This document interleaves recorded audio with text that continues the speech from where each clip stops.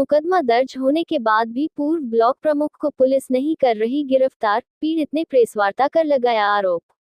Gorakhpur journalists press club में बनारस के रहने वाले पीड़ित ने प्रेसवार्ता के दौरान चौरी चौरा के पूर्व ब्लॉक प्रमुख ईश्वर चंद जायसवाल के ऊपर अपनी पत्नी के साथ छेड़खानी व अभद्रता करने और मुकदमा दर्ज होने के बाद भी कैंट पुलिस पर कार्यवाही नहीं करने का आरोप लगाया है। उन्होंने कहा कि मुकदमा दर्ज करने के बाद भी पुलिस कोई कार्रवाई नहीं कर रही है। कार्रवाई के नाम पर बनारस से बुलाकर पुलिस हमको लगातार बुलाकर बैठाए रख रही है और हम लोगों का बयान नहीं ले रही हैं। हम लोग जब भी कैंट थाना में पहुंचते हैं तो वहां के एसएचओ हमको देखकर बाहर निकल जाते हैं।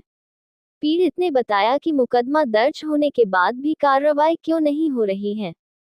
इससे साफ लगता है कि उनकी राजनीति पहुंच और धन बल के प्रभाव के कारण पुलिस कार्रवाई नहीं कर रही है। हम मांग करते हैं कि मुकदमा दर्ज होने के बाद पुलिस जिस तरीके से त्वरित कार्रवाई करती है उसी तरीके से हमारे मामले में भी कार्रवाई हो, जिससे हमें न्याय मिल सके। सर, आज प्रेसवार्ता करने का क्या उद्देश्य है? प्रशासन मेरे एफआईआर पर जो हुआ है उस पर कोई कार्रवाई वो नहीं कर रही किस है। प्रकार का एफआईआर छेड़खानी और रेप का प्रयास किए थे। किसके ऊपर? ईश्वर चंद जायसवाल आरोपी ब्लॉक प्रमुख हैं, उनके ऊपर ये एफआईआर हुआ है और प्रशासन इसमें कोई भी मेरी सहयोग नहीं कर रही है, क्योंकि प्रशासन के ऊपर हमें लगता है कि कोई ना कोई ऐसा पॉलिटिकली कोई ऐसा या मतलब दबाव है जो इसको मैनेज करने पर लगी हुई है। क्योंकि मुझे थाने पर ही पता चल गया था, क्योंकि मुझे पीड़िता और मुझे 7 दिन ऐसे ही बैठाया गया था और एफआईआर में भी कई बार मुझे वो दौड़ाए थे थानेदार वालों ने। जिसके ऊपर मतलब किसके साथ छेड़छाड़ हुआ है? मतलब धर्मपत्नी, मेरी धर्मपत्नी के साथ। कब की घटना है और फिर क्या कार्रवाई हुई? घटना 28 का है, 28 अक्टूबर 2025 का है और मेरा एफआईआर होता है 4 नवंबर 2025 को और उसके बाद आज 14 नवंबर को मेरा 161-64 का बयान होता है। उस बीच में अभी तक कोई भी आरोपी के ऊपर कार्रवाई नहीं होती है। आरोपी एकदम भयभीत होकर वो घूम रहा है और मैनेज करने पर लगा हुआ है। इसकी जानकारी आपको कब हुई थी? घटना की जानकारी भी है जब 28 को घटना हुआ है। 29 की परीक्षा ये लोग वापस बनारस आए हैं तो 29 की रात को 8:30 बजे हुई है। मतलब वाइफ के साथ जो छेड़छाड़ का बता रहे हैं वो घटना कब की है? 28 अक्टूबर 2025 को जब घटना की पूरी जानकारी होती है, जब ये लोग 29 तारीख को बनारस आते हैं तो इस घटना को पूरा वो वाकया में मेरे परिवार में बैठ के बताते हैं। फोनिक बातचीत नहीं है? फोनिक की बातचीत नहीं थी, क्योंकि आरोपी लगातार उनको धमकी दे रहा था। 28 से 29 के बीच के जब ये घटना घटी है मेरे वाइफ का लगातार फ़ोन बंद जा रहा था।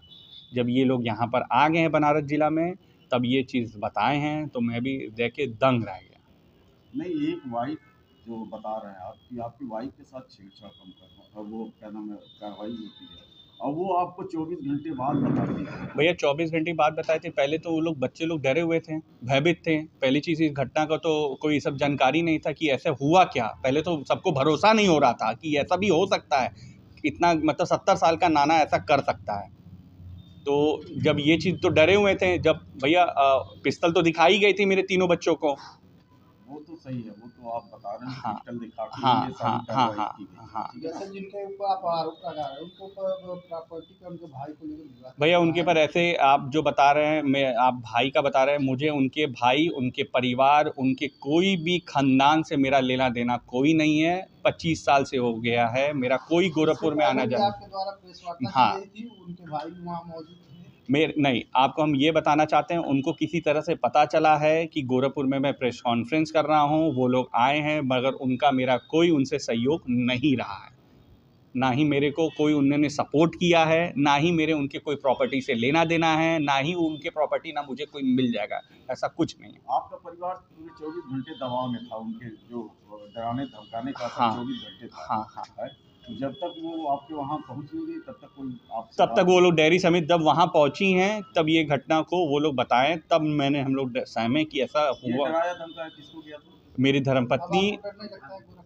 भैया जब देखिए, पहले तो समाज का पहले चीज़ हम ये बताना चाहते हैं कि पहले एक समाज का डर था कि महिला के ऊपर कोई भी आचरण इस तरह लग जाता है तो एक महिला का उठना बैठना सामाजिक में कोई गलत नज़रिया था।